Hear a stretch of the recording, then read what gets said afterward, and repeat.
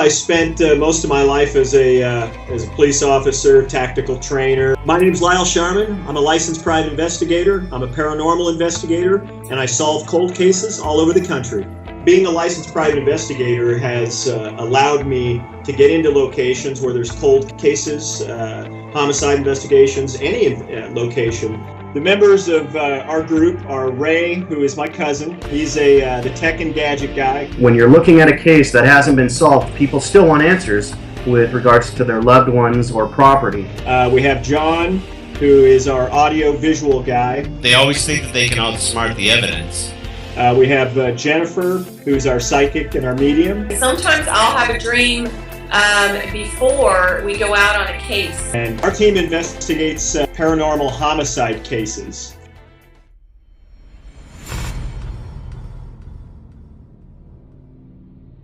Grasshopper Junction is a case where two brothers from Alabama, Robert and Roger Murray, they staked this place out. They went in and robbed, but they brutally murdered the two people that operated and owned that store and that property, Jackie Applehands and Dean Morrison. They shot Jackie in the back of the head 5 times, and Dean was shot in the back of the head 3 times.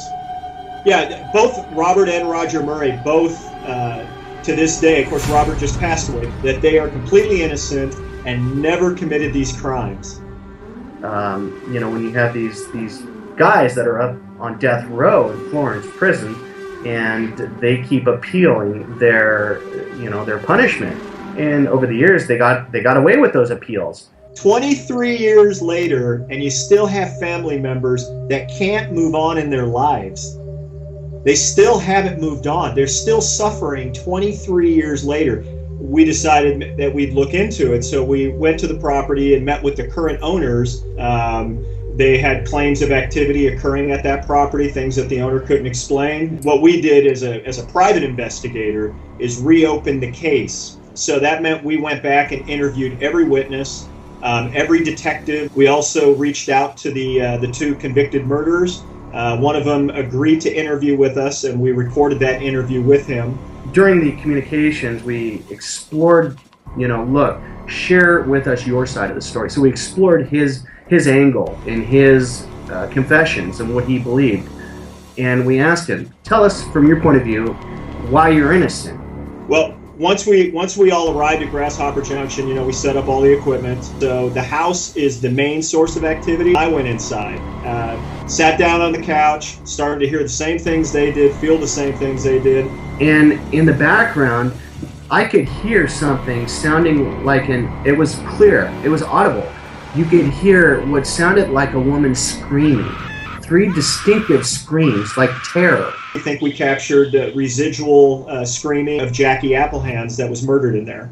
And at that exact minute, everything in the room, 4 different pieces of equipment, all went off simultaneously. Never happened before. And within a few minutes, my right shoulder had been grabbed and pushed forward. As I was falling over backwards, I felt this warm rush of air go through my chest. Honestly, it scared the shit out of me. We brought in Jennifer and we brought in the daughter, and we reconnected them in the house where her mother was murdered.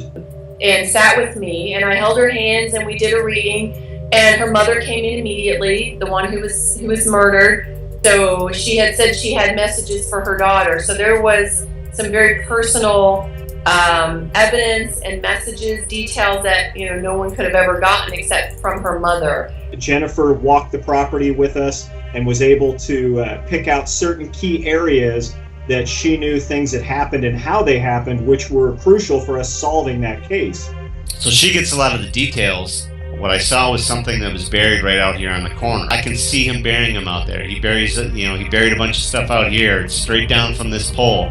And it was so sad. Oh my God, it was so sad. Mother had told me about, one came in from the front door, one came in from the back door, and I kept seeing him come in from the front. Well, now, since that crime, someone had added a little room on the front, so the door had been moved to the left. The mother told me that. We collected a lot of new evidence that we know that they got the right guys that committed these murders, that we ended up giving to different agencies, and that was used in the appeal process for Robert and Roger Murray, is what finally denied their appeals after 23 years.